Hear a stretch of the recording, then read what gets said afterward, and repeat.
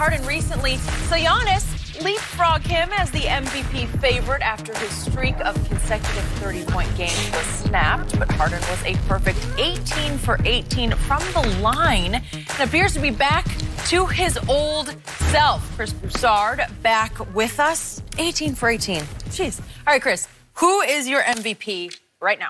Giannis Antetokounmpo is still the MVP. Okay. All right. And I love Harden, obviously, is playing tremendous basketball. I'm an official voter. Right now, Giannis would get my vote. I was with Harden up until about 2.5 weeks ago. And the thing is, we talked couple segments ago, all the great things Milwaukee as a team is doing. Best record in the league, best defensive, the only team in the league that's in the top 5 offensive rating, defensive rating, best road record, best point differential. All that, of course, speaks well for their postseason chances, too, because those are good indicators. But there are also some historical precedents when you look at the MVP voting over the last several years. Number one, only twice in the last 33 years, and it may even go back further than that, has a guy won the MVP award without having either the first or second best record in his conference. Okay? Houston right now is 5th in the West. Obviously, Milwaukee's first in the East. That's what Jordan in 88 and Russell Westbrook, just because he had the triple-double. Right. He wouldn't have won it without the triple-double. So that's one precedent. The second one is when a team they come out of nowhere or shock everybody and have this great improvement. Milwaukee hasn't only gone from the 7th seed to the 1st seed. They've gone from the 16th best record in the league to the best record in the league. And Houston, for all Harden's heroics, and I know there's injuries and all that, but they've gone from 1st in the West down to 5th. Okay? And then finally, the star teammate. We know that usually helps you when you don't have another superstar, and it hurts you when you do. Kobe, Shaq, they only won one each, okay? And Kobe won his after Shaq left. Right, because they would cancel each other out. We've seen LeBron, Derrick Rose, all these guys benefit from not having a star teammate. So Giannis, I know Chris Middleton made the All-Star team. He's very good, but he's not viewed as that perennial All-Star type player. So that helps Giannis. I know, again, Harden had the injuries, but Chris Paul is still there, and he's back. And here's another thing. I don't think Harden is going to keep this up. Now, I was shocked last night by the 58 because I figured, we talked about it with Chris Paul, they have to start getting more of a balance between those two. And Paul had 14 last night. And I wonder if that's part of the reason that they were struggling early, because they were down big, and then Harden took over in the 4th. But they've got to, I expect Harden's numbers to come down as they work. By the way, real quick to your point, James had the ball last night 45% of the time. Chris had the ball 21.5% of the time. So twice as much James had the ball. Right. So there's no new balance there. Right. And look, if you give this offense to Chris Paul, he wouldn't put up James Harden numbers, but he'd be somewhere in between what Steve Nash did for D'Antoni and what Harden's doing.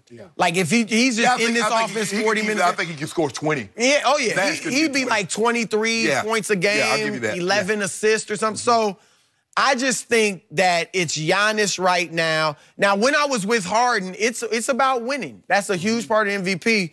And his 30-point game streak, the consecutive games, they started out 11-1. Then at one point, they were 18-6. That's why I was like, he's doing something historic, and he's winning.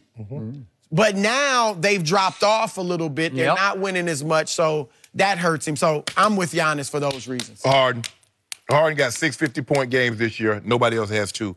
This team, when he started this streak, they were the 14th best team in the Western Conference. Now he's got them to 5th.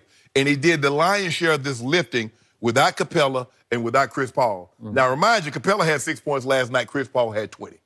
If James Harden doesn't do this, they lose by 25.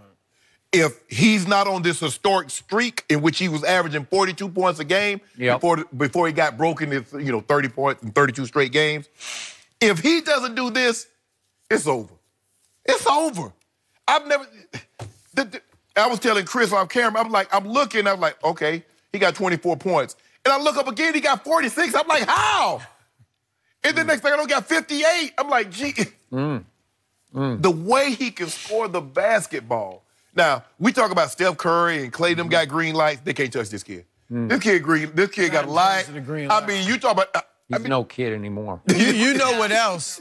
He's got 7 games in his career with at least 50 points and 10 assists. Yes. Nobody else has more than 3, and he's got 3 this year. It's Skip. What he's doing is incredible. I mean, he's averaging 36.6, but he's dishing out 7.7 assists. So what hurts you is not his scoring, is that he's getting other people easy buckets to score the basketball. 10 assists last night. Because remember all these 50-10 games and these 50-point triple-doubles. Okay. He's spectacular. And not to shortchange Giannis, but what this kid is doing, if you say he's not going to continue this, he's going to be over 35 points a game. Yeah. Okay.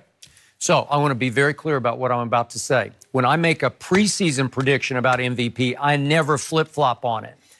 2 years ago, I told you, Russell Westbrook without Kevin Durant is going to average a triple-double. I said it before the year started, and he's going to win the MVP, and I never wavered, and he did. This year, we did not make a prediction, so I'm fluid from night to night. I'm just reacting to my eye test of what I see. I saw Paul George go on an MVP tear about 2.5, 3 weeks ago that he stayed on for about 2 weeks, and then he hit a lull. And their loss to Sacramento, he shot 4 for 19, and then they went to Denver, and he shot 7 for 24 and 3 for 14 from 3.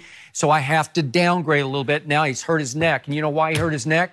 He plays harder than anybody. He's diving. He leads the league in loose balls recovered, right? Okay? Yep. But it's scary. When you're diving for every loose ball, bad things can happen. So he jammed his neck, and so he's out right now. So I got to downgrade. I was downgrading James for a while. He had that 3-game lull when he shot 3 for 30.